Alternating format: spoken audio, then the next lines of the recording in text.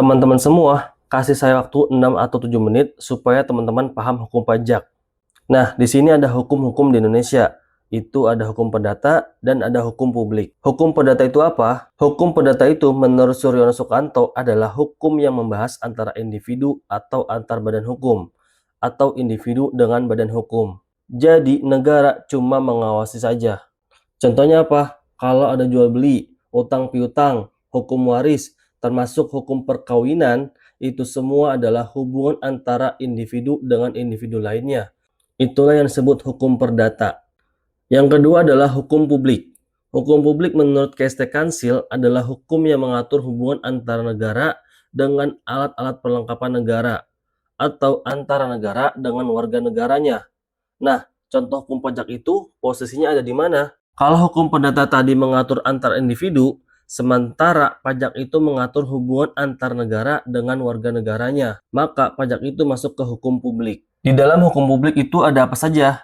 Ada hukum tata negara, ada hukum tata usaha negara, dan ada hukum pidana. Makanya teman-teman, kalau pernah mengikuti sidang-sidang pidana yang viral, itu biasanya bahasanya adalah jaksa bilang negara melawan siapa. Jadi, pidana itu memang masuk bagian hukum publik. Begitu pula dengan hukum pajak. Nah, kalau hukum pajak itu ada dasarnya.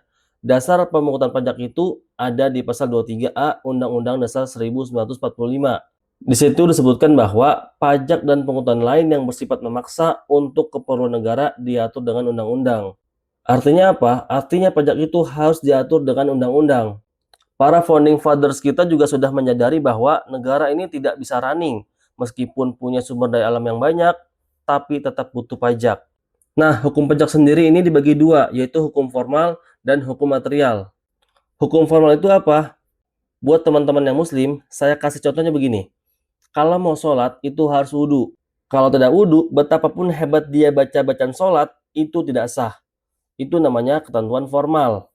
Contoh lainnya, anak-anak kalau mau masuk SD, umurnya harus 7 tahun. Sepintar apapun anak itu, kalau belum 7 tahun, tidak bisa masuk SD negeri. Itu juga ketentuan formal.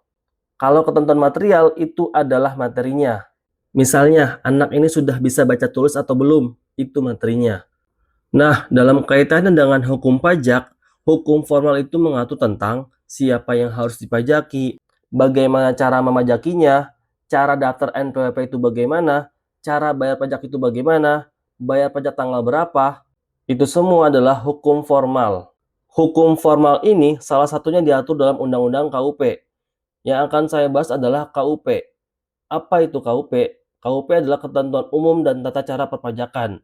Isinya memang tata cara, tapi KUP ini mengatur seluruh ketentuan formal perpajakan di Indonesia. Contohnya, PPh kapan harus dibayar, PPh 21 kapan harus dibayar, PPN kapan harus dibayar, siapa yang harus dibayar, semuanya diatur di KUP. Makanya teman-teman, kalau mau belajar KUP harus paham juga terkait PPh dan PPN. Kalau tidak, pemahamannya nanti tidak komplit. Contoh hukum formal lainnya adalah Undang-Undang PPSP, yaitu penagihan pajak dengan surat paksa. Kapan wajib pajak mulai ditagih, setelah berapa lama dapat tagihan pajak tapi tidak dibayar, kapan baru boleh ditagih dengan surat paksa. Kalau penagihannya tidak sesuai ketentuan, apa yang bisa dilakukan oleh wajib pajak, itu semua diatur dalam hukum formal. Termasuk juga tata cara beracara di pengadilan, yang diatur dalam Undang-Undang Pengadilan Pajak. Jadi teman-teman, hukum itu masing-masing punya pengadilannya sendiri. Hukum tata usaha negara di pengadilan PT-UN, hukum pajak di pengadilan pajak. Kalau ada yang mau bercerai, itu di pengadilan agama. Kemudian contoh lainnya juga di waktu tahun 2015 ada pengampunan pajak. Itu juga diatur dengan undang-undang tersendiri. Nah, itu semua contoh hukum formal. Sekarang kita masuk ke hukum material. Yang termasuk hukum material itu apa saja? Yang pertama ialah Undang-Undang PPh yang mengatur penghasilan itu apa, siapa yang harus membayar PPh, cara hitung PPh itu bagaimana. Kemudian yang kedua, Undang-Undang PPN dan PPNBM. PPN dikenakan ke siapa, cara hitung PPN gimana, tarifnya berapa. Lalu ada Undang-Undang PBB. Ada PBB yang dipungut oleh pemerintah pusat dan ada yang dipungut oleh pemerintah daerah. PBB yang dipungut pusat oleh Direktorat Jenderal Pajak itu sektor P3, yaitu pertambangan, pertanian, perkebunan, perikanan, dan kehutanan. Sementara PBB yang teman-teman bayar untuk rumah yaitu PBB P2, Perdesaan dan Perkotaan. Itu dipungut oleh Pemda. Dan yang terakhir adalah Undang-Undang Bea Materai, yaitu mengatur tentang materai. Nah, itulah terkait dengan hukum pajak. Semoga bermanfaat.